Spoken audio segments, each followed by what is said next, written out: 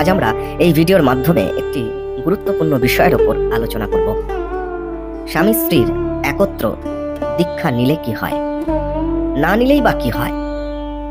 এই আলোচনাটি করার শুরুতেই শ্রী শ্রী মায়ের একটি কথা আমাদের স্মরণ করতে হবে। মা বলছেন, স্বামী স্ত্রী এক মত হলে তবে ধর্ম লাভ হয়। মা বলছেন কথা, এক মত হলে ধর্ম লাভ হয়। ঈশ্বর লাভের পরিপূরক হয়ে উঠতে পারেন স্বামী স্ত্রী উভয়ই এক মত হলে। এবার আসবো আমরা আলোচনায়।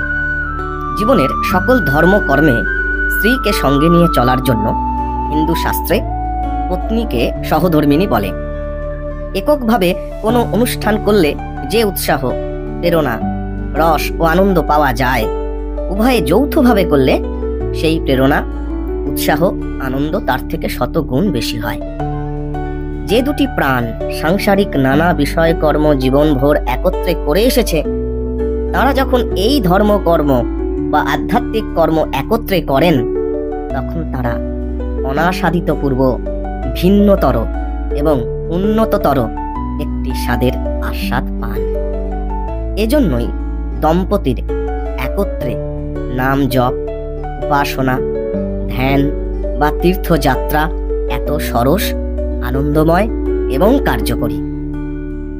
স্ত্রী বা স্বামী যদি বিবাহের পূর্বেই দীক্ষা নিয়ে থাকেন, তবে একত্র দীক্ষা গ্রহণের সুবিধাটুকু কিছুটা হ্রাস পায়।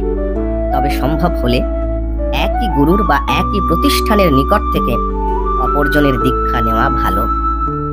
আর উভয়ে যদি দুই ভিন্ন গুরু বা ভিন্ন মন্ত্রে বা পথে দীক্ষিত হয়ে থাকেন, তবে এই ভাবনায় সাধনা করা চলে যে প্রকৃত প্রস্তাবে তাঁরা উভয়েই একই জনকে আরাধনা করছেন। বিয়ের পর মন্ত্র পাল্টানো বা গুরু বদল, বিশেষ করে জোর করে, কখনোই উচিত নয়। এর ফল শুভ হয় না। এই ছিল আজকের আমাদের আলোচনা।